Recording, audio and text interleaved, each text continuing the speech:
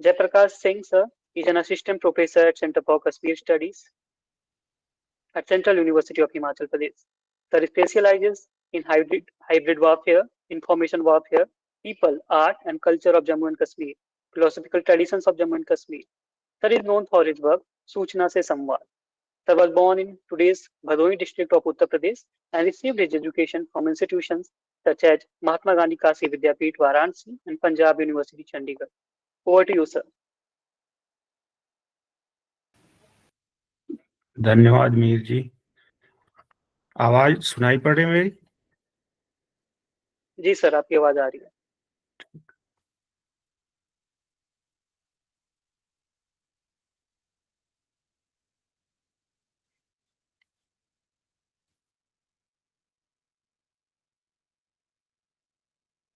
Sir आपकी आवाज आ रही है, कंटिन्यू जी कर जी सकते हो। जी कर रहे हैं।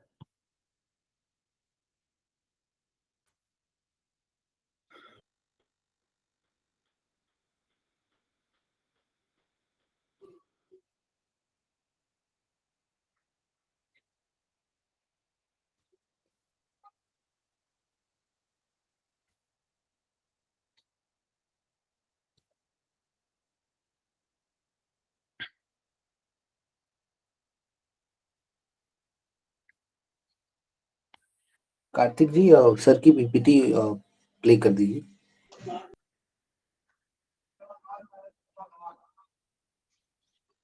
जी मैं करूँगी। मुझे कुछ प्रॉब्लम हो रही है, तो अगर आप कर देंगे तो ठीक रहेगा। जी जी सर, अभी करता हूँ।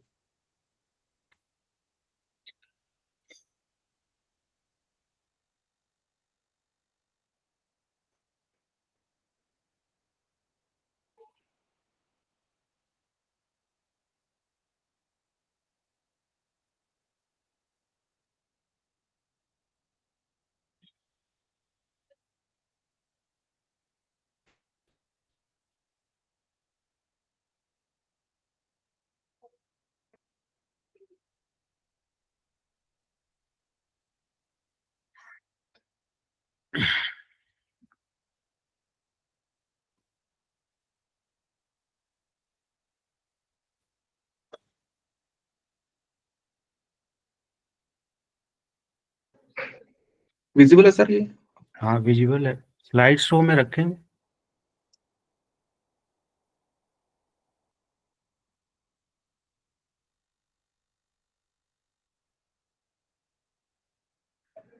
सर मैं यहाँ से स्क्रॉल करता रहूंगा, आप एक बार, क्योंकि ये ना एक्चुअली डॉक्स आप इसको थोड़ा जूम कर सकते हैं। जी जी जी जी। धन्यवाद शोध टीम का और इससे जुड़े आलोक कुमार जी, अर्जुन आनंद जी, आज का मंच संचालन कर रहे मिहिर जी, आदित्य तिवारी जी और अन्य शोध टीम से जुड़े हुए सभी लोग, कि मुझे शोध यात्रा में जा रहे कुछ लोगों से बातचीत करने का मौका देने के लिए।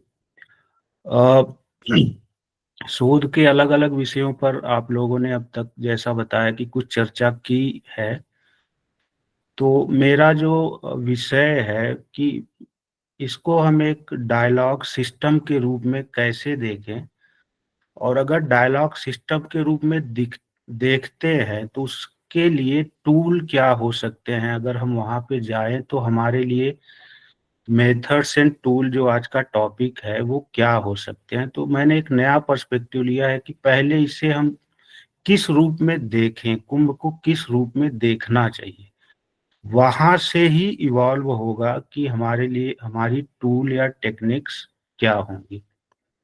First slide.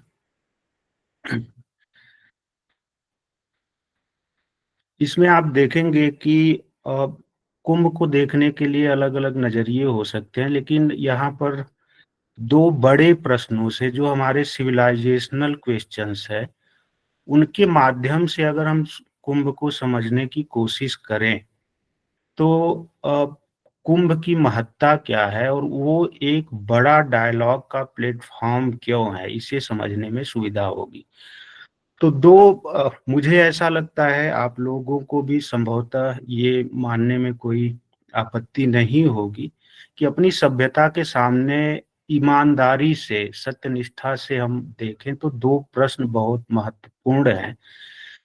पहला ये है कि ये कहा जाता है कि हम प्रत्येक क्षेत्र में सिरमौर रहे, टॉप पे रहे, चाहे विज्ञान का क्षेत्र हो, सैन्य क्षेत्र हो, संपत्ति का क्षेत्र हो। लेकिन एक बहुत साधारण सा प्रश्न कोई भी व्यक्ति पूछ सकता है कि जब हम सभी क्षेत्रों में सिरमौर थे, तो पिछले 1000-1200 वर्षों से एक संघर्ष के क्षेत्र में क्यों रहे? लगातार संघर्ष की स्थिति बनी हुई और कई बार जो अन्य क्षेत्रों में बहुत पिछड़े हुए थे, वो भी हमें कई जगह पीछे छोड़ने में सफल हुए। तो ये इंट्रोस्पेक्शन की मांग करता है कि जब हम ये सारी बातें कहते हैं कि हम प्रत्येक क्षेत्र में शीर्ष पर रहे, तो उसी समय हमारे सामने ये प्रश्न उठता है कि हम पिछड़े कहाँ।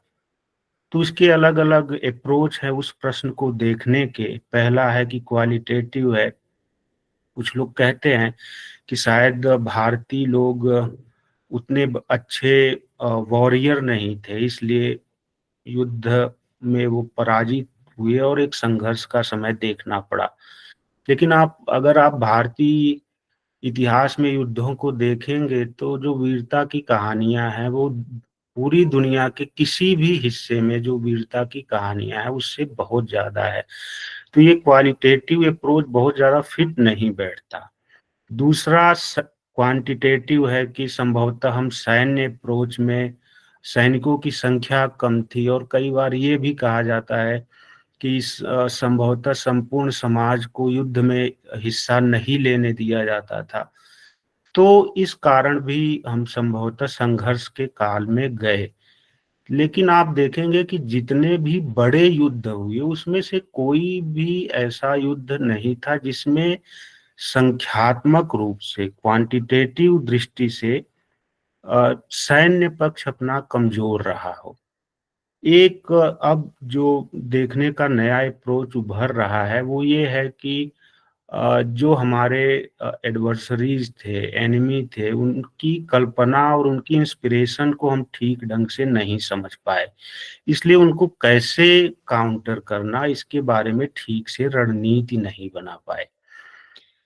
तो फर्स्ट क्लेम जैसा हम करते हैं और जैसा एक हद तक ये सही भी है कि बहुत सारे क्षेत्रों में हमारी जो परंपरा है उसने शेष दुनिया से एक कदम आगे अपना एक प्रिंट छोड़ने में सफलता प्राप्त की थी। लेकिन उसके साथ ये प्रश्न बहुत सत्यनिष्ठा के साथ हमें खुद से पूछना चाहिए कि फिर हम संघर्ष में क्यों गए। तो ये दूसरा अप्रोच है।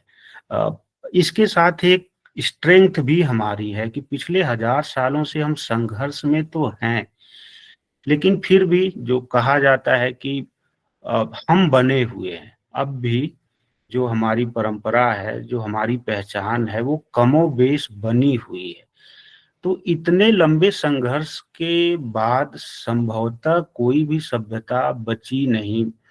जो अब रिसर्च आ रही हैं उसमें बहुत सारी पुस्तकें हैं, तो कहा जाता है कि जब अटैक शुरू हुए तो कोई सभ्यता 50 साल, कोई 60 साल, ईरान 100 साल, ऐसे बहुत सारे उदाहरण दिए जाते हैं। लेकिन जब भारत पे आक्रमण शुरू हुए तो उन्हें सिंध से दिल्ली तक पहुंचने के लिए 500 सालों की यात्रा करनी पड़ी और आगे फिर वो यात्रा, मतलब रेजिस्टेंस हमेशा बना रहा। तो 1000-1200 सालों की जो यात्रा है इसमें हम बने हुए हैं, तो हमारी ताकत क्या है? जबकि जो आक्रमण थे वो पूरी ताकत से हुए, तो भी हम अपनी पहचान को अब भी कमोबेश बनाए रखने में, बचाए रखने में सफल हुए हैं। तो हमारी ताकत क्या है? तो इसको भी अलग अलग ढंग से एक्सप्लेन किया जाता है, लेकिन एक बड़ी बात ये कही जाती है कि जो हमारी ओरैलिटी थी, डायलॉग सिस्टम था और कम्युनिकेशन सिस्टम था, इसने हमको बचा के रखा। उसमें वीरता की कहानियां है, उसमें बहुत सारी अन्य चीजों का योगदान है, लेकिन मैं इस पर्सपेक्टिव को ले रहा हूं तो उसी के बारे में आपसे डिस्कस कर रहा हूं। एक बड़ा कारण डायलॉग, ओरैलिटी और कम्युनिकेशन सिस्टम है। इसके कारण पहली चीज जो हुई कि पूरे समाज में मल्टीपोलैरिटी हुई। कोई एक सेंटर नहीं बना जिसको ध्वस्त करने से पूरा समाज ध्वस्त हो जाएगा। जो जहां पे बैठा है वो एक सेंटर है। वो मल्टीपोलैरिटी को जन्म दिया ओरैलिटी और डायलॉग सिस्टम ने। और दूसरी महत्वपूर्ण बात, इसके कारण एक इनविजिबिलिटी आई। जहां जो हमारी ताकत का केंद्र है वो इनविजिबल बना। आप किसी पूजा स्थल को ध्वस्त कर सकते हैं, आप पुस्तकों को जला सकते हैं, लेकिन किसी के दिमाग में, किसी के मस्तिष्क में कोई शब्द है, उसको कैसे चिन्हित करेंगे और उसको कैसे नष्ट करेंगे। तो जो अदृश्यता है, जो शब्दों के कारण आई, ओरैलिटी के कारण आई, उसने हमको एक कॉन्टिन्यूटी दी, वो हमारी ताकत दी। उसको उसने जो प्रतिस्पर्धी है या शत्रु है वो उसे चिन्हित करने में विफल रहे कि हमारी शक्ति के केंद्र कहाँ कहाँ है और हमारा समाज कैसे संचालित होता है। तो ये दो बड़े प्रश्न हैं जिनके ब्रॉडर पर्सपेक्टिव में हमें कुंभ को देखना चाहिए। नेक्स्ट।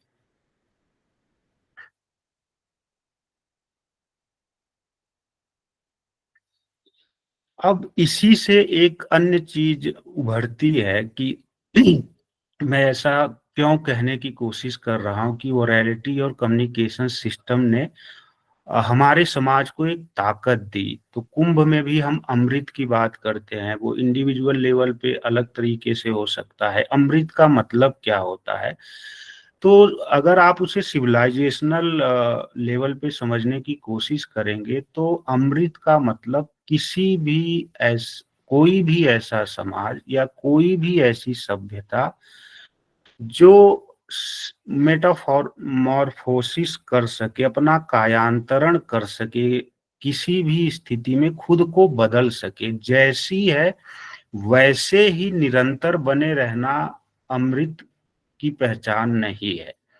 लेकिन कॉन्टिन्यूटी विथ चेंज, अपने को बदलते हुए अपने मूल तत्व को बनाए रखना, ये जो कायांतरण की प्रक्रिया है, इसी को हम सिविलाइजेशनल सेंस में कह सकते हैं कि ये अमृत तत्व है। और कुंभ हमें ये मेटामॉर्फोसिस की ताकत देता है। कैसे देता है, इसको हम अगली स्लाइड में समझने की कोशिश करेंगे। तो पहला कि हम अमृत कुंभ की बात कर रहे हैं। अमृत के बारे में जो सामान्य समझ बनती है वो ये बनती है कि जो आपको अनंत काल तक आपके एग्जिस्टेंस को बचाए रखता है, आप जैसे हैं वैसे ही हैं। लेकिन जब हम इसे सिविलाइजेशनल सेंस में समझने की कोशिश करेंगे तो इसका मतलब ये है कि वो जैसे है वैसे ही नहीं रहेगी, लेकिन उसका इसेंस बना रहेगा, उसका बाहरी रूप बदलता रहेगा, लेकिन जो आंतरिक रूप है वो इसेंस बना रहेगा। और वो इसेंस हमें कुंभ के कारण मिलता है। तो इसलिए व्यक्तिगत स्तर पे तो अमृत प्राप्त करने की एक लालसा होती ही है, लेकिन सोशल और सिविलाइजेशनल स्तर पर भी कुंभ हमें अमरत्व प्रदान करता है। वो कैसे प्रदान करता है इसको हम अगली स्लाइड में समझने की कोशिश करेंगे। वो है संवाद की परंपरा के कारण। संवाद की परंपरा कुंभ में कैसे इनबिल्ट है, इसे देखने से पहले ये जरूरी हो जाता है कि उसके बारे में कंटेम्प्रेरी अप्रोच क्या है वो समझने की कोशिश करें। डायलॉग का आजकल जब उल्लेख होता है तो जो कंटेम्प्रेरी या वेस्टर्न अप्रोच आप कहिए, उसमें peace building, conflict resolution, interfaith dialogue, ये बहुत ज़्यादा फैशनेबल टर्मिनोलॉजी है जो डायलॉग सिस्टम को रिप्रेजेंट करने के लिए यूज की जाती है। कि कहीं भी दो जो स्टेक होल्डर्स हैं उनके बीच अगर कोई क्लैश है तो पीस बिल्डिंग कैसे किया जाए, शांति की स्थापना कैसे की जाए, तो उनके बीच बातचीत हो, कन्फ्लिक्ट संघर्ष की स्थिति को कैसे समाप्त किया जाए। और आजकल एक बहुत उससे भी आगे की स्थिति जो वेस्ट में है वो इंटरफेथ डायलॉग की है। हालांकि वो एक मोनोपोली को बढ़ाने का एक क्रम है, लेकिन उसको नाम दिया गया है इंटरफेथ डायलॉग। उसमें एक खास फ्रेमवर्क में ही अंतरपांथिक संवादों को डिस्कस करने की कोशिश की जाती है। लेकिन अगर आप भारतीय अप्रोच देखेंगे तो उसमें संवाद की जो परंपरा है, जो डायलॉग ट्रेडिशन है, उसको इन चीजों से बहुत बड़े स्तर पे स्वीकृत किया गया है। इतने बड़े स्तर पे स्वीकृत किया गया है कि प्राय उसे हम एकेडमिक डिस्कोर्स से निकाल के एक धार्मिक मूल्य की तरह स्वीकार करते हैं कि वाद में संवाद करना एक धार्मिक मूल्य है। हमारे वैल्यू सिस्टम का एक बहुत ही महत्वपूर्ण हिस्सा संवाद करना है।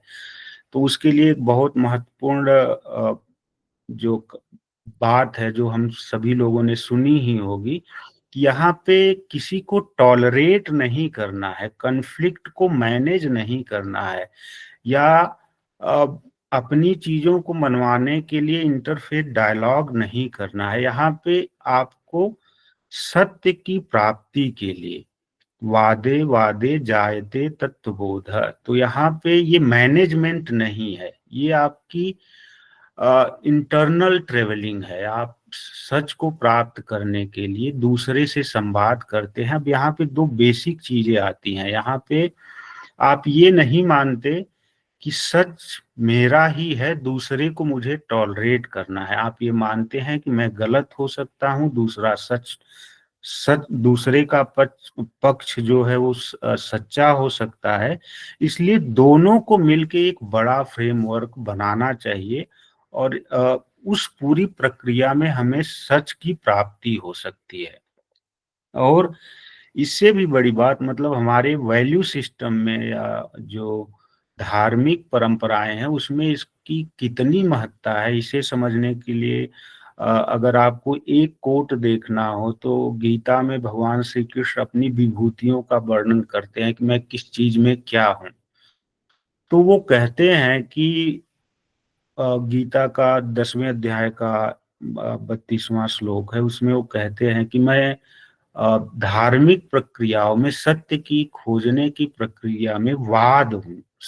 संवाद की प्रक्रिया को संकेत करते हैं कि उसमें मेरी विभूति संवाद के रूप में स्थित है। जो भी इंटेलेक्चुअल डिस्कोर्स है उसमें मैं संवाद के रूप में उपस्थित रहता हूँ। तो इसीलिए मैं कह रहा हूँ यहाँ ये पॉलिटिकल मैनेजमेंट नहीं है, यहाँ पे ये सोशल मैनेजमेंट नहीं है, उससे बहुत आगे बढ़कर ये धार्मिक परिधि में चला जाता है, ये धार्मिक पेरीफेरी का हिस्सा बन जाता है, हमारे वैल्यू सिस्टम का हिस्सा बन जाता है, जिसमें हम किसी को टॉलरेट नहीं करते, खुद पर थोड़ा सा डाउट रखते हैं और दूसरे को थोड़ा सा बेनिफिट ऑफ डाउट देते हैं कि वो सच हो सकता है। तो इसलिए यहाँ पे ये एक धार्मिक मूल्य के रूप में स्थापित हो गया है। अगला, अब कुंभ डायलॉग सिस्टम के लिए क्यों ये सबसे बड़ा प्लेटफॉर्म है, विमर्श का सबसे बड़ा क्यों प्लेटफॉर्म है। अगर संवाद की इतनी महत्ता है अपनी परंपरा में, तो कुंभ एक घटना के रूप में उस संवाद परंपरा का सबसे बड़ा रिप्रेजेंटेशन है, the largest platform of dialogue and discourse है। और ये दो स्तरों पर है। पहला, इसकी जो कहानी है ये पूरे डायलॉग ट्रेडिशन को रिप्रेजेंट करती है। जो एलिमेंट्स ऑफ डायलॉग है उसकी जो गहनतम घटना आप देखेंगे तो कुंभ का जब उद्भव होता है, जो अमृत पैदा होता है, उससे जो जुड़ी स्टोरी है वो कहानी ही संवाद के बारे में, गहनतम घटनाओं के बारे में बताती है। पहले वैल्यू के बारे में वो कहती है, engagement with every entity where power exists। तो आप जानते हैं कि समुद्र मंथन होता है, तो हम कहते हैं कि ये एक अद्भुत घटना है जहां दैत्य और देवता, जो एकदम से विरोधी ध्रुव हैं, एक कार्य करने के लिए सहमत होते हैं। तो इसका मतलब ये है कि दोनों में सहमति नहीं है, दोनों के अपने हित है, लेकिन एक बड़े कार्य को पूरा करने के लिए शक्ति का कहीं भी, अगर शक्ति कहीं भी है तो यू हैव टू इंगेज। ये नहीं कि आपसे वो आपसे सहमत है या सहमत नहीं है, ये महत्व का प्रश्न नहीं होता। अगर शक्ति कहीं पे है, वो प्रभावित करने की क्षमता कहीं पर है, तो आपको इंगेज करना पड़ेगा, उसको भी किसी बड़े लक्ष्य की प्राप्ति के लिए आपको उसका उपयोग करना पड़ेगा। कुंभ की घटना ये बताती है, कुंभ की जो कहानी है वो ये बताती है कि आपकी सहमति असहमति बिलीफ सिस्टम का कोई बड़ा महत्व नहीं होता। जब आप बड़े लक्ष्य को लेकर चलते हैं तो आपको डायलॉग करना पड़ता है, और शक्ति जहां पर जिस रूप में है उसको इंगेज करना पड़ता है। दूसरा, अतिशय विरोध हो, विरोधाभास की स्थिति हो, तब भी इंगेजमेंट बनाए रखना पड़ता है, इसमें पूरी अलर्टनेस के साथ। अमृत पर सबकी दृष्टि है, लेकिन फिर भी आपको पूरे अलर्टनेस के साथ इंगेज करना पड़ेगा अगर कहीं पे पावर है तो ये कहानी हमें बताती है। अब कुंभ के स्ट्रक्चर में ये कैसे रिफ्लेक्ट होता है, तो इसमें देखेंगे, जिसे आजकल हम लोग कहते हैं कि सिस्टमिक पार्टिसिपेशन है, पूरी व्यवस्था इसमें इंगेज होती है। पढ़ा लिखा वर्ग जो है, जिसे हम संत परंपरा कहते हैं, सामान्य लोग हैं, जो राज परंपरा है, और जो भारतीय मानस को रचने वाले प्रमुख तत्व हैं, तो परंपरागत रूप से ये माना जाता है कि लोक, वेद और ऋषि है। लोक जो डायरेक्ट चीजों को ऑब्जर्व करता है, उसके अपने इनपुट्स होते हैं, जो सच को रोज देखता है, इंटरेक्ट करता है। वेद जो डॉक्यूमेंटेशन की प्रक्रिया है, एकेडमिक डॉक्यूमेंटेशन की प्रक्रिया है, कि जो सच देखा गया उसे डॉक्यूमेंट किया गया। और ऋषि यानी जो सीयर है, जिसने जो चीजें कही गई उनको अनुभव किया। तो इसमें आप देखेंगे अ, कुंभ एक ऐसी घटना है, कुंभ एक ऐसा आयोजन है जिसमें समाज के सभी स्तर इंगेज होते हैं। और दूसरी सबसे बड़ी महत्वपूर्ण बात होती है, जी आजकल संप्रदाय शब्द को थोड़ा निगेटिव अर्थ में लिया जाता है, लेकिन आप देखेंगे कि कुंभ सभी संप्रदायों को एक जगह पर एकत्रित करता है। उनकी मान्यताएं अलग हैं, कबीर पंथी भी हैं, निर्गुण पंथी भी हैं, शैव हैं, शाक्त है, वैष्णव है, उसमें भी अलग अलग मान्यता है, लेकिन सभी एक जगह एकत्रित होते हैं, इंटरेक्ट होते हैं। समाज वहां पे आता है, समाज में क्या बदलाव हो रहे हैं उसे जो एकेडमिक दुनिया यानी ऋषियों की दुनिया है वो देखती है। उसने 12 सालों में जो कुछ प्राप्त किया है वो समाज को देने की कोशिश करता है। तो ये जो, जिसे मैंने कहा कि कायांतरण की प्रक्रिया है, मेटामॉर्फोसिस की प्रक्रिया है, वो इस रूप में घटित होती है। समाज में जो बदलाव हो रहा है उसको लोग देखते हैं, समाज में क्या बदलाव होने चाहिए इसको लेकर एक चर्चा बनती है, एक एजेंडा सेट होता है। तो कहे अनकहे अलग अलग लेवल पे लोग इंटरेक्ट करते हैं और कुछ निश्चित निष्कर्ष निकालने की बात करते हैं। नेक्स्ट। अब जो जो आज के संवाद का प्रमुख विषय था कि ये इस परिप्रेक्ष्य में हम कुंभ को कैसे देखें। तो पहला ये एक तथ्य तो स्थापित करने की कोशिश की कि अमृत कुंभ है वो व्यक्ति के रूप में नहीं, ये हमारे पूरे सभ्यता के कायांतरण की प्रक्रिया को जन्म देता है। हमारे अमरत्व की जो बहुत सारी कहानियां, सभ्यतागत अमरत्व की, सिविलाइजेशनल इमॉर्टैलिटी की जो बहुत सारी चीजें कही जाती है, उसका एक बड़ा कारण कुंभ जैसे आयोजन है। दूसरा जो हमें करना चाहिए, आप लोग जा रहे हैं तो इसे घटनाक्रम के बजाय सोर्स ऑफ इतिहास, इतिहास लेखन के एक सोर्स के रूप में भी आप देख सकते हैं कुंभ को।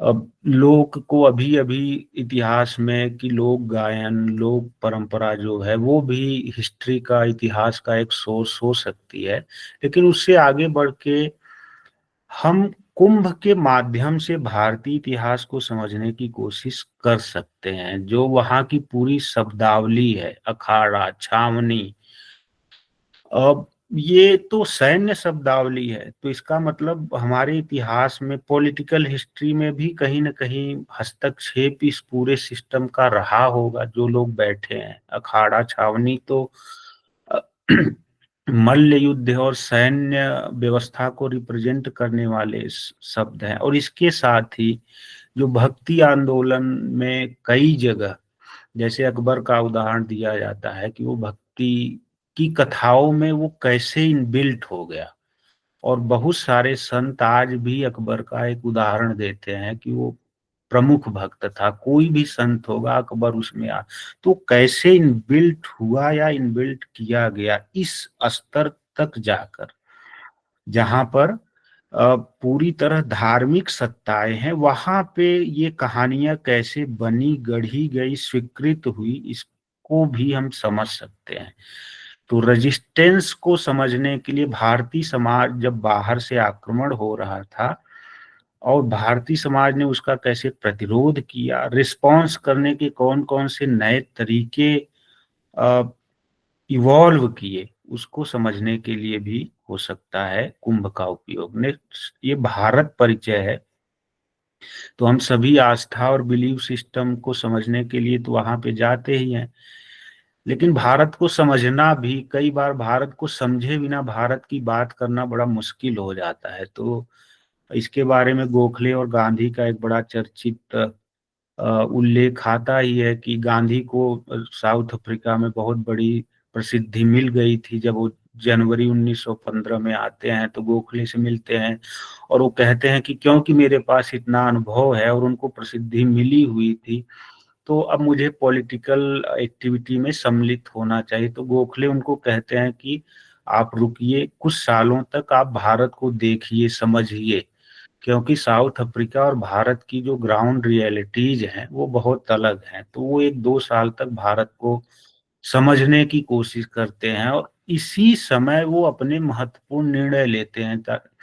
जो कपड़े पहनने के बारे में उनका निर्णय है या भोजन के बारे में उनके जो निर्णय बनते हैं, वो इसी 1-2 वर्षों में बन जाते हैं।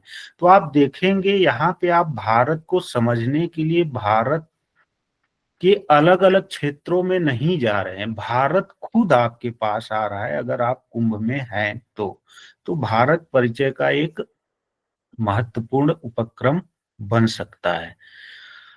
इसी तरह से संवाद परंपरा को भी समझने के लिए उसकी स्ट्रक्चर क्या है, फिलॉसफी क्या है, जो अनपढ़ हैं, जो पढ़े लिखे हैं, जो संत हैं, जो सरकारी सेवा में हैं, उनको समझने के लिए अलग अलग लेयर्स जो हैं उसको समझने के लिए आप कुंभ में जाइए और समझने की कोशिश करिए। नेक्स्ट,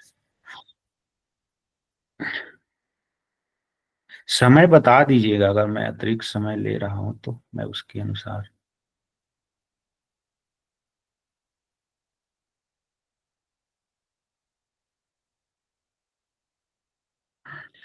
नेक्स्ट जो है, जो हमें नहीं करना चाहिए, वो है मीडिया अपर्चर। जनरली आजकल आप देखेंगे, क्योंकि मैं खुद कम्युनिकेशन और मीडिया के क्षेत्र से हूँ, लेकिन फिर भी मैंने इसीलिए उसको पहले लिया है कि कुंभ को मीडिया की दृष्टि से मत देखिए। वहां पे किसी के हाथ खड़े हुए हैं, कोई कांटों पे लेटा हुआ है, वो एक कैरिस्मेटिक पार्ट है, लेकिन वो कुंभ नहीं है। वो इसका बहुत छोटा, मीडिया को तो कुछ नयापन चाहिए, तो उसमें वो करिश्मा दिखाता है, असाधारण घटनाक्रम दिखाता है। मीडिया अपर्चर कुंभ को देखने का बहुत सीमित दृष्टिकोण आपको प्रदान करता है। दूसरा, जो स्टैंडर्ड अपर्चर्स हैं कि खास तरह से, खास भाषा में खास तरह से बोलने के लिए हम लोग अभ्यस्त हो जाते हैं, खास टर्मिनोलॉजी में बोलने के लिए अभ्यस्त हो जाते हैं, वैसे जब कोई बोलता है तो हमें लगता है, हम समझ पाते हैं और हमें लगता है कि वो महत्वपूर्ण बात कर रहा है। लेकिन हो सकता है उस टर्मिनोलॉजी में, उस भाषा में, उस ड्रेस में आपसे कोई बात नहीं कर रहा है जिसको देखने के हम अभ्यस्त हैं, लेकिन वो कोई महत्वपूर्ण बात कर रहा हो सकता है। वो उसको भी पकड़ने की कोशिश करना चाहिए। जो चीजें मानकीकृत कर दी गई हैं भाषा में, दिखावे में, पहनावे में, वो वहां से जो बात आएगी वो समझ में आएगी हमारे, और हमारे मन में एक अट्रैक्शन भी होगा कि हम जल्दी से उसको स्वीकृति दें। लेकिन अगर हम जो नॉन स्टैंडर्डाइज फॉर्मेट है वहां से कुछ चीजें आ रही हैं और हम नहीं समझ पा रहे हैं, तो इसका मतलब ये नहीं कि वो महत्वपूर्ण नहीं है। वो महत्वपूर्ण है और उससे हमें समझने की मन स्थिति लेकर जाना चाहिए। तीसरा, एक बड़ा हर चीज को साइंटिफिक तरीके से देखने का एक दृष्टिकोण की मांग रहती ही है, होनी ही चाहिए। लेकिन यहाँ पर एक थोड़ी सी सावधानी बरतनी चाहिए कि जो साइंटिफिक अपर्चर है वो कोई स्टैटिक नहीं है, वो खुद को बदलता रहता है। गुड साइंस चेंजेज, अपने को बदलता रहता है। तो हम लोग एक नया फैशन चल पड़ा है कि गंगा को देखना हो तो उसमें कौन से बैक्टीरिया पाए जाते हैं, योग को देखना है तो उससे हेल्थ के क्या लाभ होते हैं, या तुलसी है तो उसमें कैसे एंटीबैक्टीरियल क्वालिटीज पाई जाती हैं। ये सच है। ऐसे वैलिडेशन की एक प्रक्रिया पूरी दुनिया को समझाने के लिए बहुत जरूरी है। लेकिन हम भारतीय हैं तो हमें ये भी स्पष्टता होनी चाहिए कि हो सकता है विज्ञान 5 वर्ष बाद, 10 वर्ष बाद कुछ और चीजों को सिद्ध करे। तो साइंटिफिक टेम्परामेंट जरूरी है। जो साइंटिफिक फाइंडिंग्स आज हैं केवल उन्हीं को मानक मानकर अगर हम देखेंगे तो बहुत सारी चीजें मिस हो सकती हैं। तो साइंटिफिक टेम्परामेंट होना चाहिए, लेकिन अ, केवल आज की जो साइंटिफिक फाइंडिंग्स हैं उनके आधार पर हम देखेंगे तो ये एक सीमित दृष्टिकोण पैदा हो सकता है। और एक अन्य जो चीज चली हुई है मीडिया में, एकेडमिया में, हर जगह, वो है इसको हम पर्सनैलिटी के रूप में देखने के अभ्यस्त हो रहे हैं। ये एक परंपरा है। कोई स्टीव जॉब्स के की फैमिली से कोई आ रहा है या कोई एक्टर आ रहा है, कोई राजनेता आ रहा है, उसको मीडिया की दृष्टि से उसकी महत्ता है, उसको अस्वीकार नहीं करना चाहिए। लेकिन हमको इसको एक परंपरा के रूप में ही देखना चाहिए, इस परंपरा को समझने की कोशिश करनी चाहिए। तो इसे पर्सनैलिटी सेंट्रिक ना करें, परंपरा केंद्रित करें, तो हमें अधिक समझ चीजें आएंगी और हम कुछ महत्वपूर्ण निष्कर्ष भी निकाल सकेंगे। नेक्स्ट।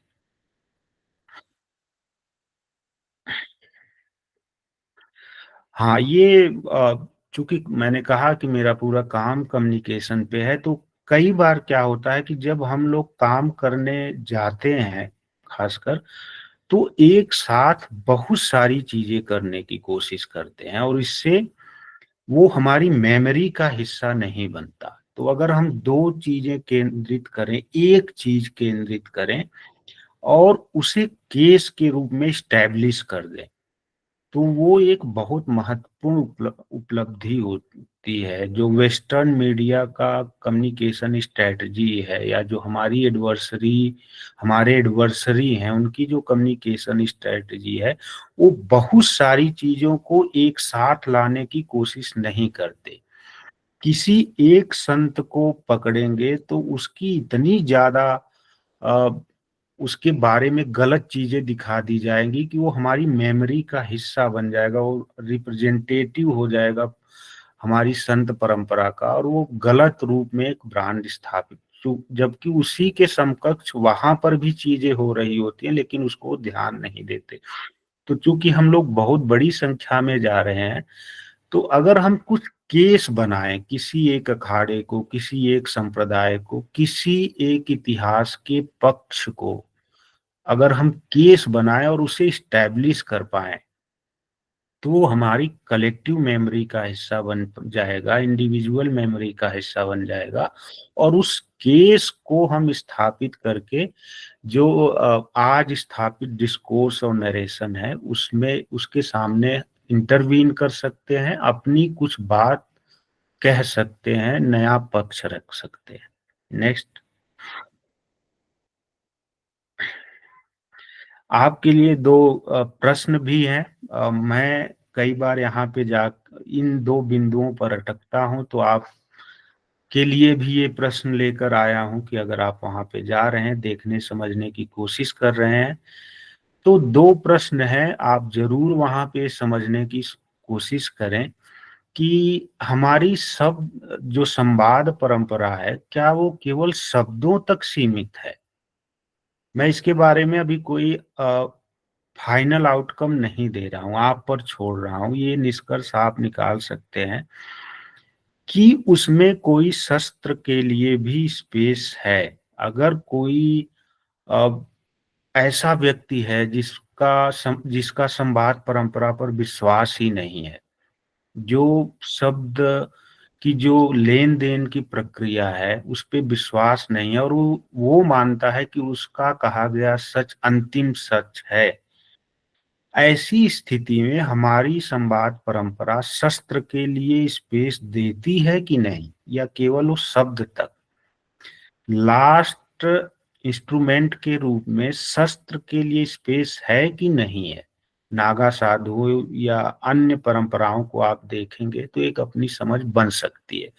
और दूसरी जो चुनौती संवाद परंपरा को लेकर है, वो ये है कि कुछ व्यक्ति हैं जिनका सच में कोई विश्वास नहीं है। जैसे मैंने कहा कि वादे वादे जायते तत्वबोध, उनका सच से कोई लेना देना नहीं है, उनकी स्थिति कमजोर है, वो टाइम बाई करना चाहते हैं, इसलिए अलग अलग टर्मिनोलॉजी लाकर आपको उलझा कर रखते हैं और अपने अनुकूल समय के इंतजार में अपने संसाधनों को इकट्ठा करते हैं। तो ये दो प्रश्न हैं जो संवाद परंपरा को लेकर उठने चाहिए, उठते हैं।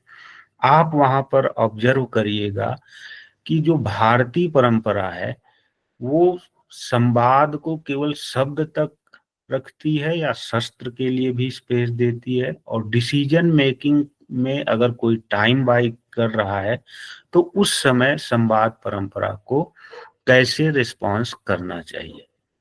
मेरी तरफ से इतना ही था।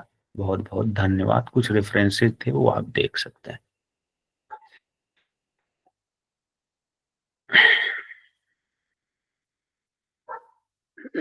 Thank you, sir, for your enlightening us with the uniqueness of Indian civilization, characterized by multipolarity, which in turn is an outcome of orality, dialogue, and invisibility. This was something very unique and very new for us. Thank you once again, sir. Now, I invite Dr. Ashwini Kumar Ray to deliver his address. Before sir speaks, let me introduce him briefly. Dr. Ashwini Kumar Ray is an assistant professor at Department of Environmental Studies, University of Delhi. Sir received his doctorate from School of Environmental Sciences, Jawaharlal Nehru University, with a specialization in environmental sciences.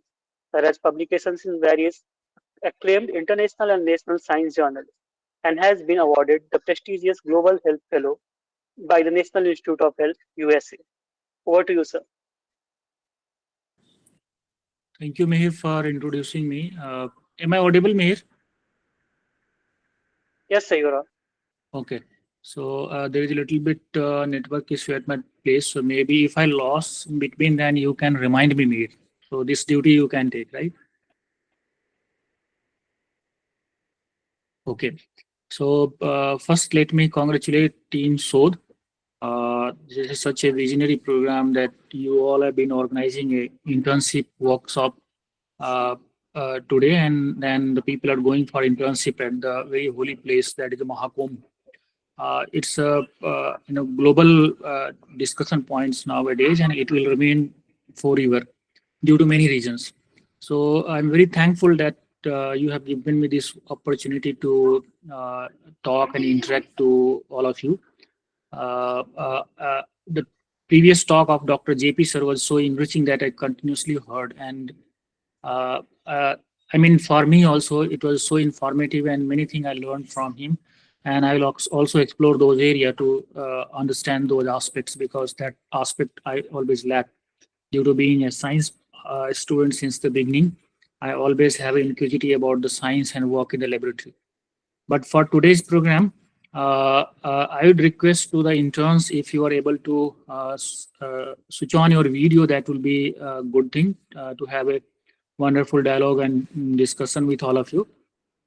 So if you can, switch on your video, some of you, if it's possible. Then before going in detail, just let me allow to share my slides, and then I will talk in details to all of you.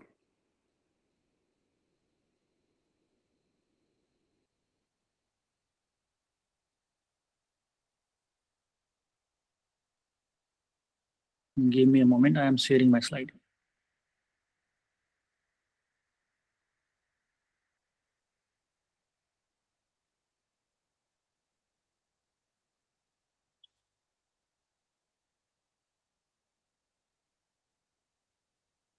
So till it is getting shared, you will see it very soon. Maybe some technical glitch is there, but yeah, I will be able to share it. So if some of you can answer, because this is the session where I have been told to, and the title is that it's an internship workshop. I mean, today's this program is that online program. So, and that is whole about the research and the tools. So can I ask, and some of you can answer me, that what is your understanding about the research?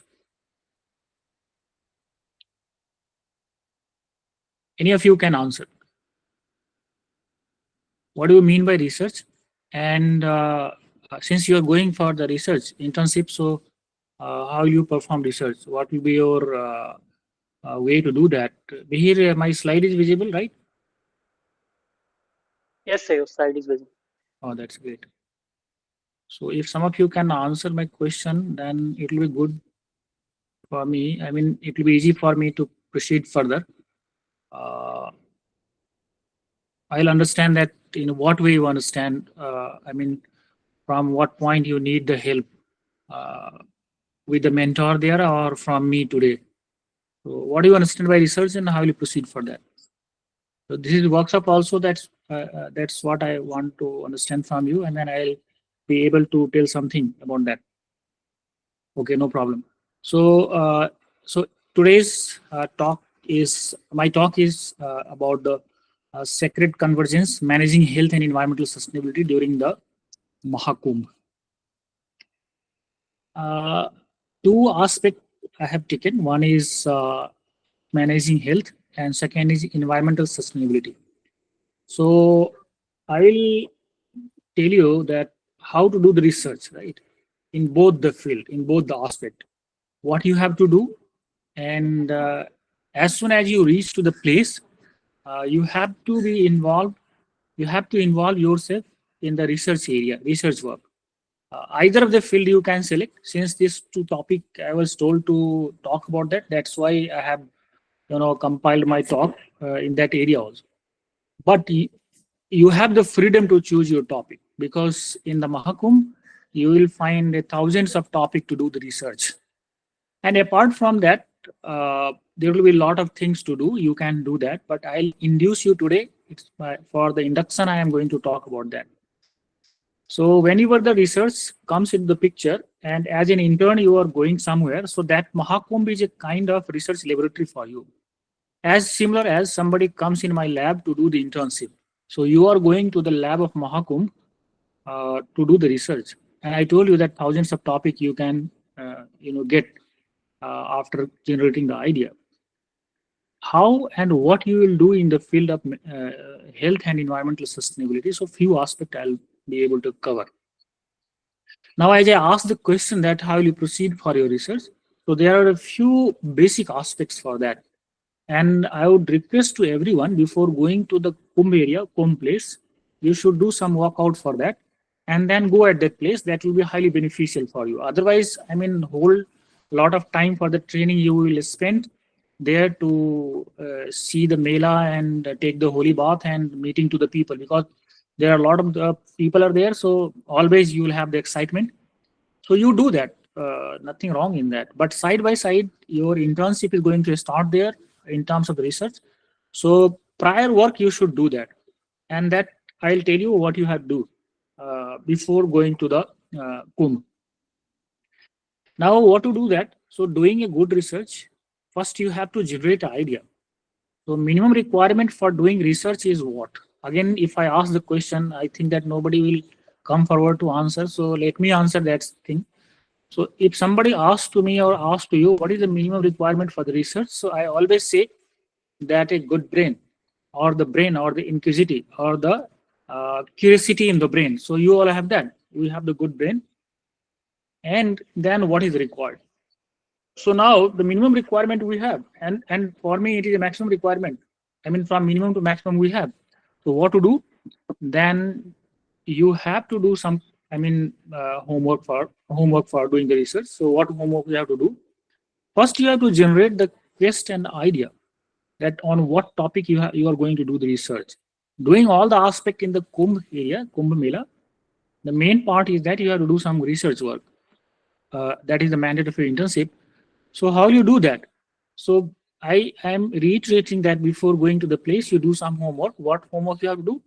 So gather the information about that on what area, on what topic you want to do the research. For that, you have to read a lot.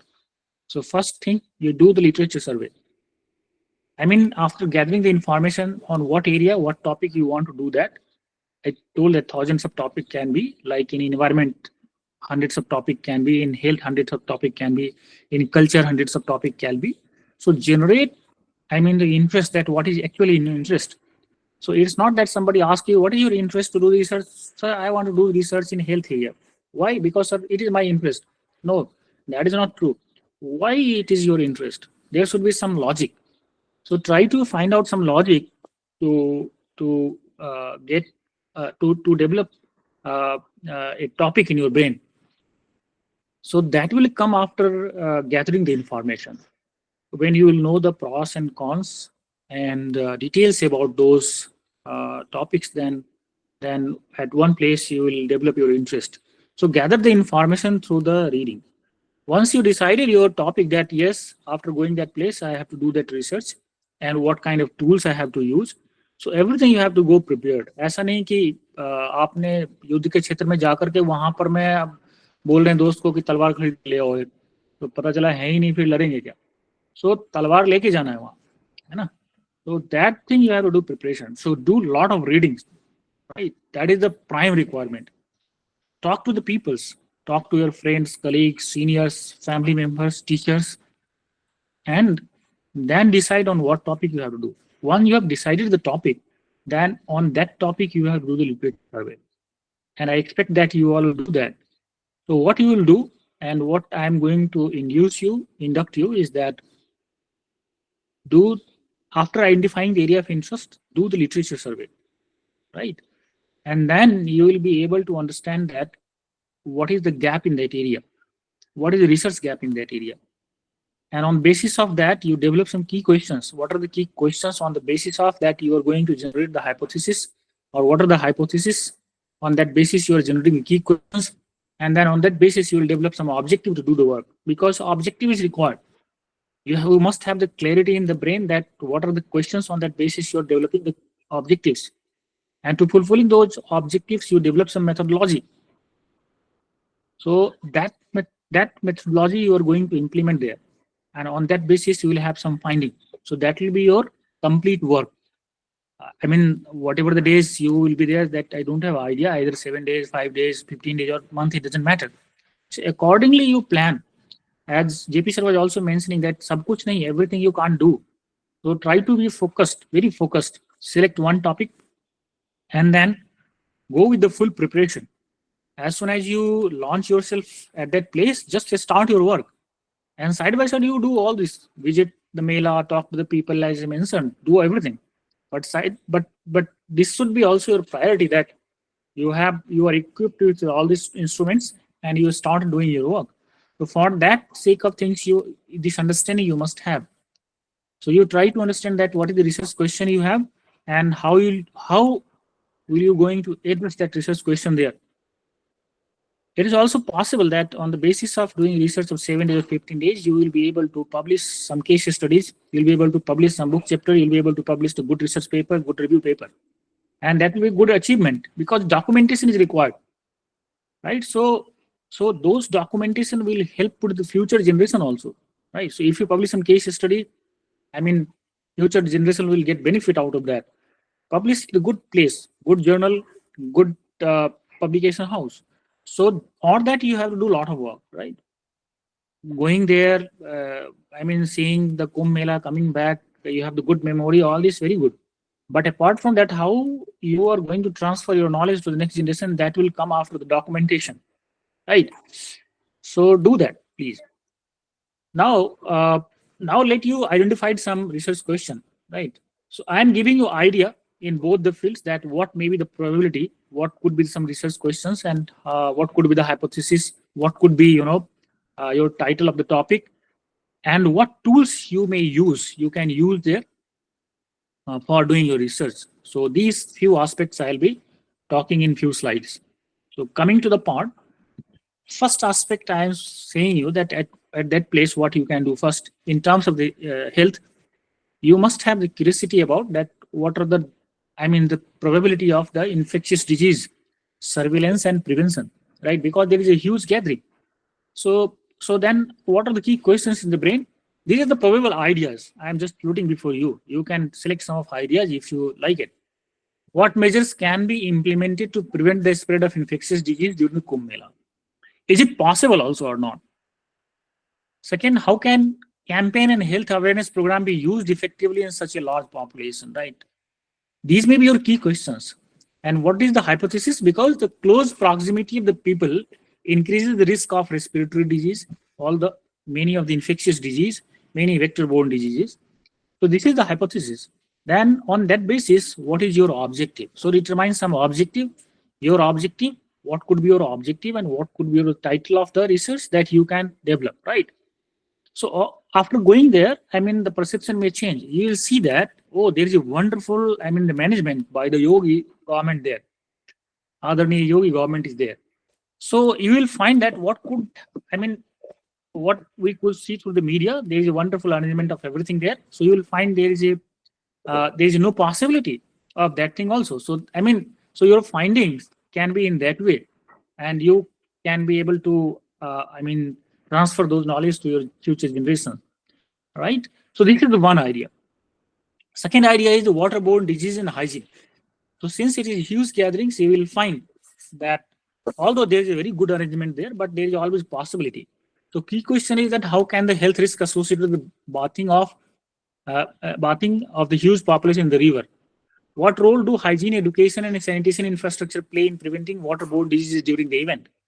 So there is a lot of argument about the hygiene. What are the effect of long-term exposure to potentially polluted water on the public health, right? Hypothesis is that because huge gathering is going to take the holy bath, so there may be some possibility of the contaminations. There's maybe the possibility of drinking of the contaminated water. So there is a possibility to develop some infectious disease. And then again on that basis you develop some objective, right? And these are all related to the health. Third one is the mental health and stress. So it is always said that spirituality spirituality is always helpful in mitigating the mental health and stress. And I don't think that, I mean, this is the largest spiritual gathering of the global phenomenon. I mean, nowhere we can find larger than this spiritual gathering. So, I mean, you can have some good research that how a huge population is coming there, and I mean, that is a possible way to mitigate their mental health and stress. So hypothesis is that pilgrims traveling long distance to Mahakumbh for spiritual well-being may help in mental health, I mean, mitigation. And key question may be that how can mindfulness and spiritual practice help manage stress and anxiety during the Mela or even after the Mela? So objective can be investigating role of spirituality in mental health mitigation. This can be your objective. But fulfilling all these things, how will you do that? What will be your way to study? So either you are doing descriptive study, or you are doing case study, or you are doing probability or non-probability. That you have to decide on the basis of your reading. And then accordingly, you have to develop your methodology. Either you are doing the questionnaire based, or what is your possible way to do that. So there are a lot of methodologies there. Are you utilizing some instrument? Are you utilizing some instrument to measure the mental health condition? Or in 7 days time frame, you will see that what was the mental health condition on day one and then day last. So that a lot of the possibilities there. So accordingly, you can select your question. Accordingly, you can select your methodology. Because this is, this is the proven fact, as Sir was also talking about that. I mean, we can correlate with the science, and that a scientific basis can do that. It is not always required, but if you are going to do that, you can do that. It is possible. Now coming to the next, that extreme temperature stress. Now it's extreme cold conditions and huge gathering is there. So hypothesis is that during extreme cold conditions, that can have an impact on the body. The key question is that how can pilgrims be encouraged to stay hydrated, take regular breaks? How can, all the preventive measures could be done there. So these all will be able to, you will get the idea to develop some objective regarding the health issues. Again, healthcare infrastructure and access. So hypothesis is that the capacity of healthcare infrastructure, such as emergency care of injuries, acute illness, and chronic health condition, as well as the need for preventive health service at the Kumbh Mela to handle the volume of patient is critical. The question is how can health service be scaled up to meet the needs of millions of pilgrims? This has already been done. The government has done a fantastic job. There is a good health infrastructure is already there. But you can study that. How well managed things are there. How good management of healthcare infrastructure is there. So this may be another area for your research.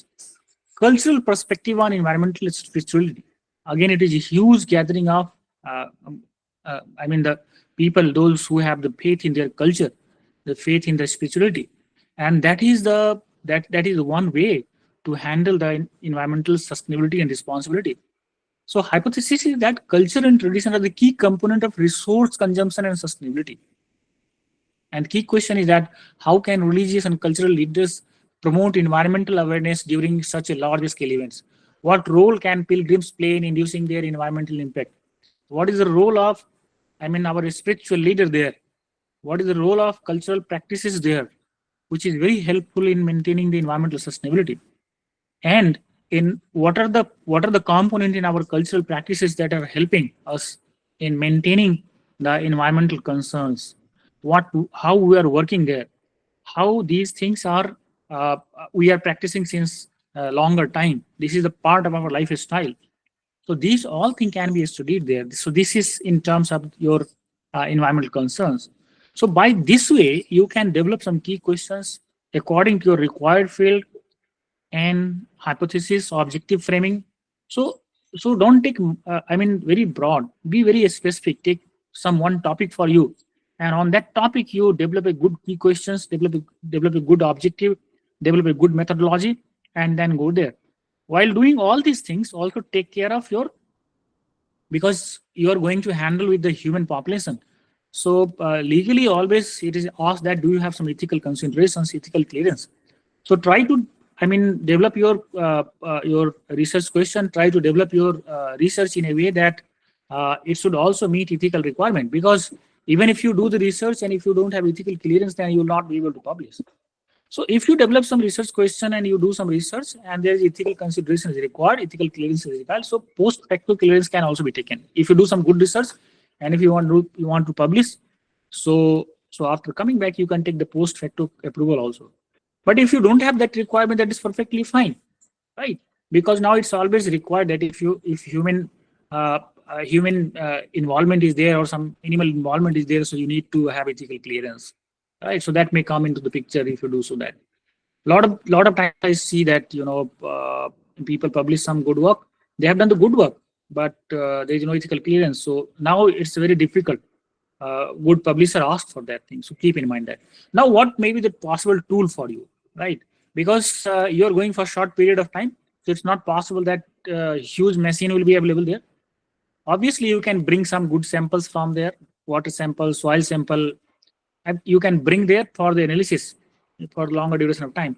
But if you want to do some good research in a short duration of time, so there are a lot of tools are there you can have with you, and you can utilize those tools with you, like mobile health applications. There are a lot of apps which will provide you the health information. They can track symptoms and deliver real-time advice on health and safety. These apps can also help in contact tracing, health screening, and telemedicine consultations. So you can take the help of those apps for your research. This could include features such as location-based alert for potential health risk, right? Tips map, mHealth app like Cure Metrics. So these are some apps available, and you can take the help of those apps to do some good research at the local for the short period of time. Similarly, for doing the water quality monitoring, there is a very handy instrument you can take with you. You can, either purchase or you can hire some good handy machine with you. You can go and continuously you can monitor the water system there. That from day 1 to day 7 or day 15, what was the quality of water? So that data you can collect from there, right?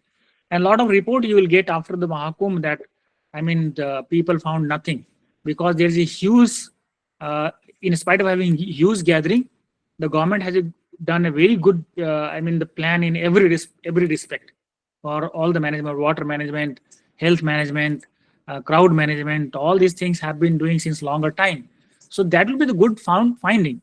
Currently, we are speaking, we are listening from someone else, so you will have the good data and you'll be able to tell the world that see the management of the government, UP government, right? That we found nothing deterioration, right?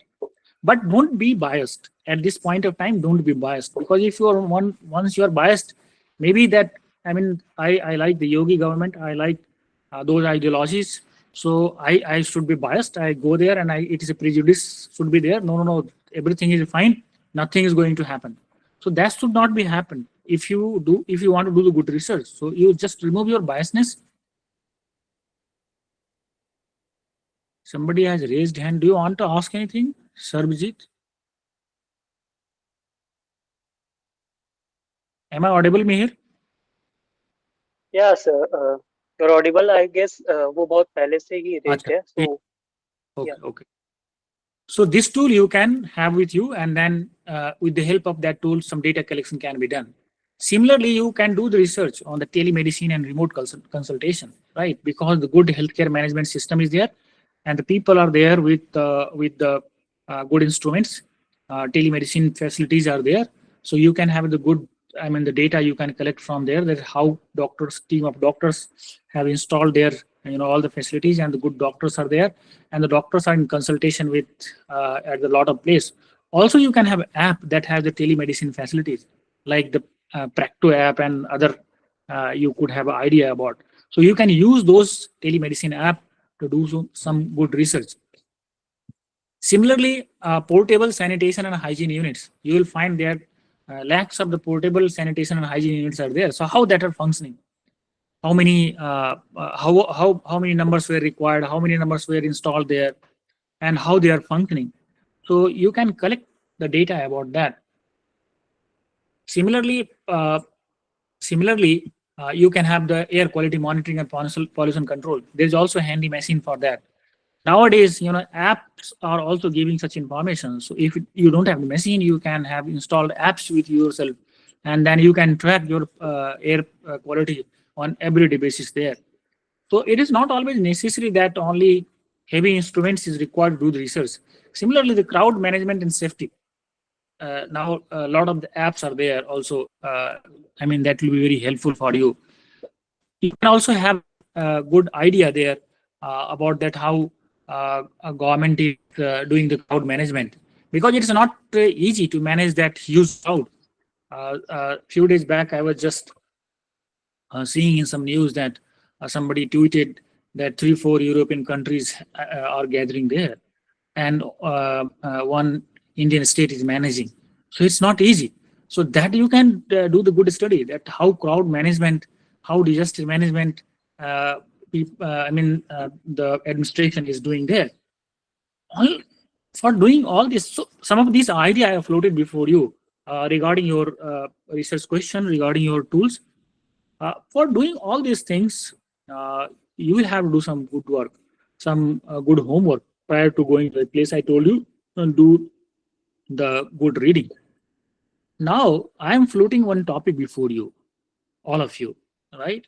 Since it is a workshop also, so I must get some idea from you also. And I'm giving you a time of 1-2 minutes. Just, I'm giving you a topic. Just take 1-2-3 minutes, do the Google or whatever it is, or if you are sufficient enough, you don't want to use Google, just think over that and tell me some of the key questions for that. I'm floating one idea before you, and you have to tell me what could be the key questions. On that basis, you are going to develop some good objective for your research, and then what will be your methodology, right?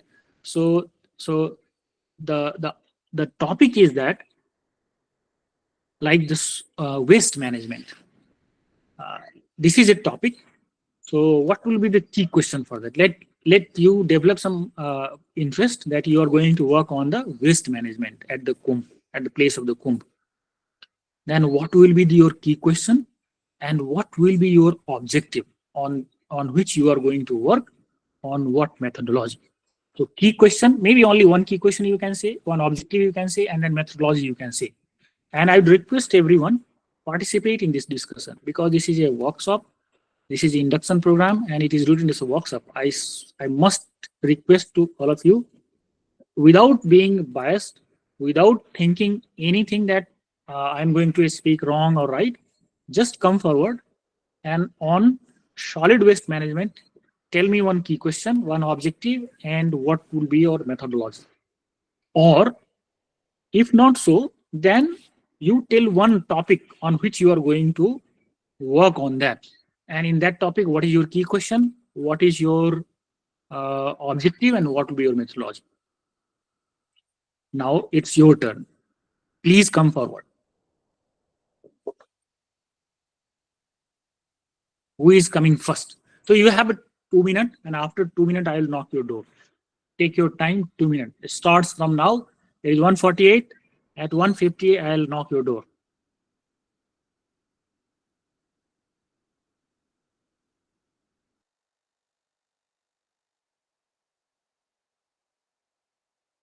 Yeah, please think about it and type in the chat box in case you want to answer the question.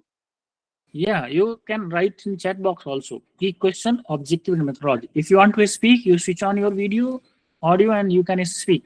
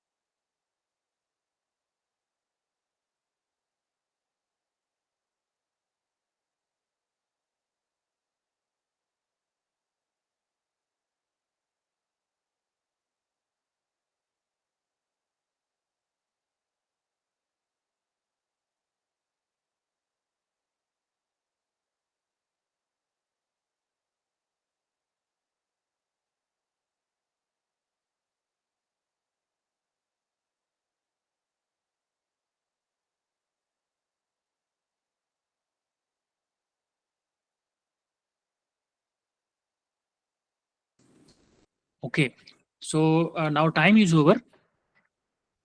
I know 2 minutes is not sufficient for all this thing, but We just have a question in the chat box. that's good. Himal Pandey, Okay, research, Pandey, Devi Prakash Pathak. researching knowledge that's already out there.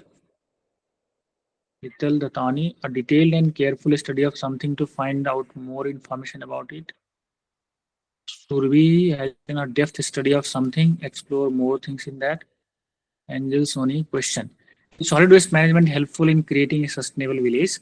Objective, to assess the result of what in a village methodology, assess the program of dash survey with people and local. Very good, very good. Divya Paspatak, waste management, how the government is managing the waste. Very good. Nature of waste being produced, the public awareness on the waste management. Very good, very good. और कोई? Okay, very good. Since no one is asking, everyone, we have one more question from Ankit, Ankit.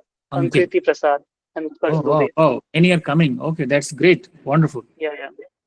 Very good. Ankit, Ankriti Prasad, crowd management safety in Mahakumbh. Objective, to assess the current state of crowd management and safety infrastructure and protocol in the Mahakumbh area, to identify potential crowd management and safety risk associated with the event. Very good. Utkarsh, what is the effectiveness of new technology of waste management in Mahakumbh?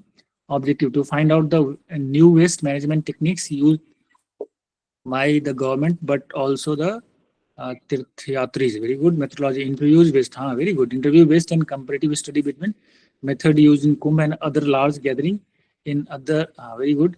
Kapil, what measures are taken to ensure the cleanliness of the Ganga river during the event? Very good. Research question. Divya is writing. What the steps taken by government to dispose the waste generated during the Kumbh Mela? Objective, to examine the procedure adopted by government for waste management, to assess. Very good. Assess the current waste management. Very good. Vipul Sarma is writing, to assess the awareness, attitude, and very good. Pilgrims regarding environmental sustainability at the Kumbh Mela. Wonderful. Very good. What are the key barriers to deploying solar panels? Oh, wow. In large scale, these are related to sustainability. Wonderful. What are the key barriers to deploying solar panels in large scale temporary events? बहुत अच्छा, Jyoti Pandey. Very good. I got, I mean, a very brilliant crowd with us, and I hope that I mean, you are going to gather a very huge amount of data, and in a good way, because I'm seeing here that all are writing their objective methodology. So all have the idea about that. Wonderful, very good. So now after the today's talk, I mean, just I'm trying to motivate you that do some more reading and be very focused and pinpointed. And as soon as you reach there, as I mentioned earlier, go with the equipped with the full instruments, right? So as soon as you reach there, you just start your work. So this induction will be very helpful. And since I am getting a lot of idea from my audience, so that means that right induction has been done today. In terms of the research, I don't have much idea about the Kumbh, so I'm not going. I didn't tell anything about that because I was told to speak about this thing. So I just wanted to induce you, and I think that the things had worked. And because you are coming with so many research questions, very good, wonderful. A big clapping for all of you that you are ready to do your part assigned to you there. So from my side, I mean, I'm just winding it up. If you have any question regarding the research, because I belongs to that part, if you have any question, if you want, or if you have any suggestions, you please come forward. You ask the questions. I mean, you can ask to me that regarding how to develop research question, how to develop the objective, how to develop the methodologies, how to think about the expected outcome, and how to write, do some good things. Anything you can ask to me if you want to ask. So now platform is open for all of audience to ask the questions.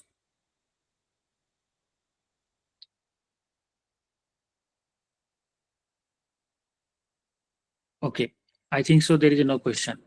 Fine. So from my side, it's over. Thank you, very sir. much. Thank you, for- Vinay. Thank you, organizing team. Thank you, Team Yeah, Sodh. You are doing wonderful work. No, sir, By we will be taking up questions in few minutes. okay, So please fine. continue with us. Yeah, no problem. I'm here. So- I'm here. I'm Yeah, thanking yeah. all team members and the people who are thinking about all these things that you have to, bring some interns. They used to go with them. You're Yes, sir. Thank you are you muted. for explaining us.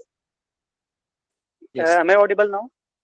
Yeah. Yes, Thank you yes. for explaining us the necessity of literature review to locate research gap, which in turn has to be later worked upon, and also for highlighting the possible research gap or research areas from health, hygiene to disease mitigation and crowd management and disaster management.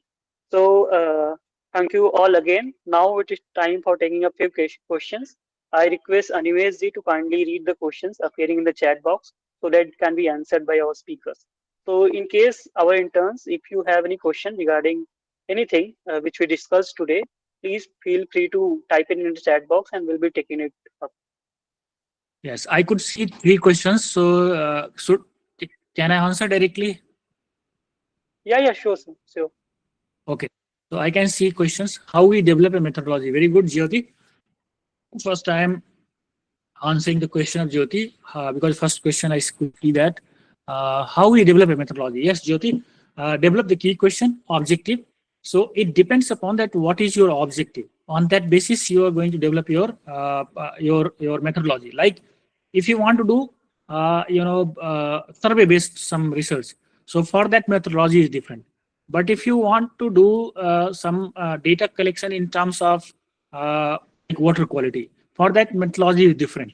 So it depends upon your questions. So first develop your key question, decide your objective, and then read the research paper to identify what could be your methodology. So this is the only way to develop the research, to develop the methodology through which you are going to do the research. Second, Dibya Kala question: what ethical considerations should be practiced? Very good. So very good question. Ethical consideration is always taken care when you are going to involve the human as a subject or some animal as a subject. So in what way you are going to use them, even if you are inquiring something with the people, so then that ethical consideration you have to take. Ethical consideration means that, what we should take care of that. Either you are going to collect some health perspective data, like if you want to collect some blood sample, if you want to collect some anything else from the biological samples. So for that your ethical clearance is required. If such kind of research you are going to do there, if you are going to have some interview with some people, so then you have to take ethical clearance from the committee. There is ethical clearance in the university, so from where you are affiliated, so from there you have to take the clearance. What measures you have to take it there, that first you have to declare to the person that for what purpose you are going to do that, with whom you are going to take the answers. So declare everything to them. For this purpose I am going to interview you and I am collecting this data. So are you ready to give your interview? If they say yes, if they are willing to participate, then only you need not to motivate them to participate. Just you give the information, you tell what is your purpose, and for that if they are ready to give the data, then you can collect it. For that also you have to declare these things, some institutions, and that institutions like Delhi University has ethical committee and they will give permission, right? So this is the requirement for ethical. Siddhi Agarwal, if we administer survey forms for assessing the KPC knowledge and practice concern of the Tirthyatris regarding solid waste management, how should we decide? Very good, sample size, बहुत अच्छा question है. So now the question about regarding the sample size. So for the determining sample size, there is 2 ways. One is, do you have some finite sample size, finite population or infinite population? So if you have the finite population, for that sample size calculation is different. If you have infinite population size, then for that the sample size calculation is different. So obviously in Kumbh you are going to have a crores of people, so that comes into the infinite category. There's a lot of criteria to understand about that. I'm not going in detail about in that, but yes, in crores of people are there, so that means it is infinite. It's a not countable number for you. So then a simple formula you can apply, right? That is called a Cochrane's formula. You just write it Cochrane's formula, and through the Cochrane's formula you can determine your size. right? At that point of time, you can do through that, and that is statistically significant. Through the Cochrane formula, Cochrane formula, n equal to any number of individual equal to Z square PQ by E square, where Z is confidence level, P is variability, and E is acceptable margin of error. So that is a fixed number you put there, you will get the number of samples. So that is statistically significant. After the collecting the data, if you're going to publish, nobody can object it. So this is the one way. And there is other way also, but that is not required there. Ankit, sir, what could be the expected research gap in crowd management and safety? What you suggest something in this regard? Okay. So research gap in crowd management and safety is that, what could be the gap? So gap is that you can generate the research gap that, I mean, what is coming in my mind at this point of time, that have I ever been see this kind of the crowd somewhere else where we could see some the breach of the safety management. So that could be one gap. So regarding the breach of the safety management, so that can be one gap. So and on that basis, you can develop key questions. Key question is it possible by the administration to manage this crowd? Is it possible by the government to manage this crowd? Is it possible by the local? Is it possible by the people who are coming that can be supportive in that huge gathering? So these could be the research questions like that. And then on that basis, you can develop some question. So hopefully I could answer some of your questions. For all these things, go and read whatever your topic. Now you start reading the research paper, book chapters, whatever it is. So when you will develop your reading habit, then you will be able to develop all these things. So just in a few limited amount of time, I wanted to, induce all of you. Sir, how can we will be able to contact you further if we have any doubt? Yes. So the team have my contact details, email, phone number. I am in Delhi University in Department of Environmental Studies. If you belongs to Delhi, you can come directly to meet me. If you are from some far places, you can just write a question to me through the email. You can even call to me. You take my phone number and email ID from SOD team. Thank you very much. Thank you everyone for listening me so patiently, and thank you SOD team for inviting me. Thank you. Have a wonderful journey to all of you. Thank you, sir, for answering all the questions. In case anyone have any further questions, they can raise their hands or type in the chat box.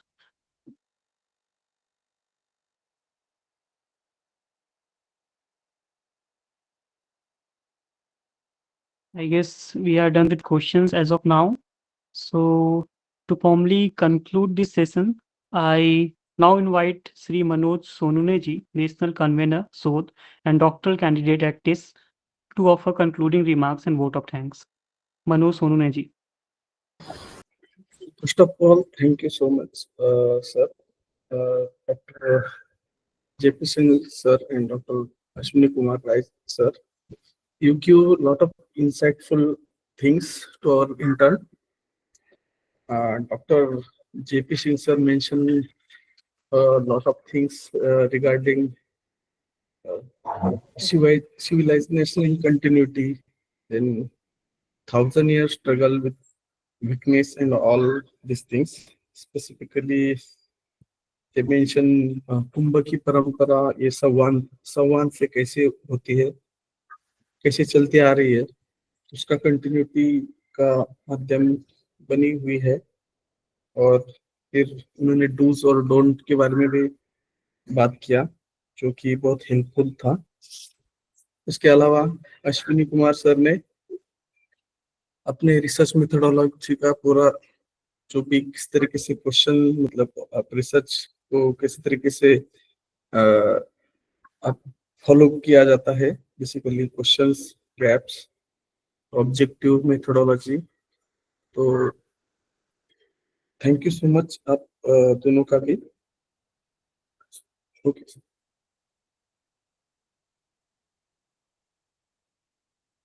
Thank you, Manoj Sonune ji. Now I again invite Kartik Sharma ji to play the Kalyan Mantra so as to end this session on a spiritual and uplifting note. Kartik Sharma ji.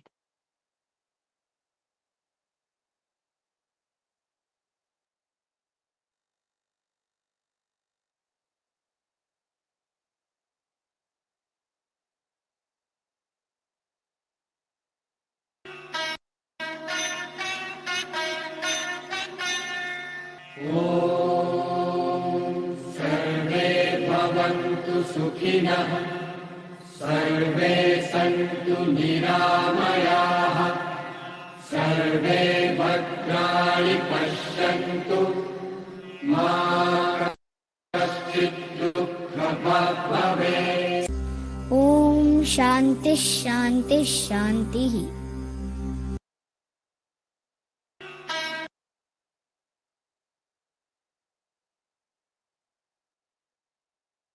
Thank you everyone for joining us today. Interns are informed that we will resume with our fourth and last session of this orientation cum workshop sharp at 3 p.m. today. Interns are requested to join in time using the same link. Thank you. जी सभी को प्रणाम।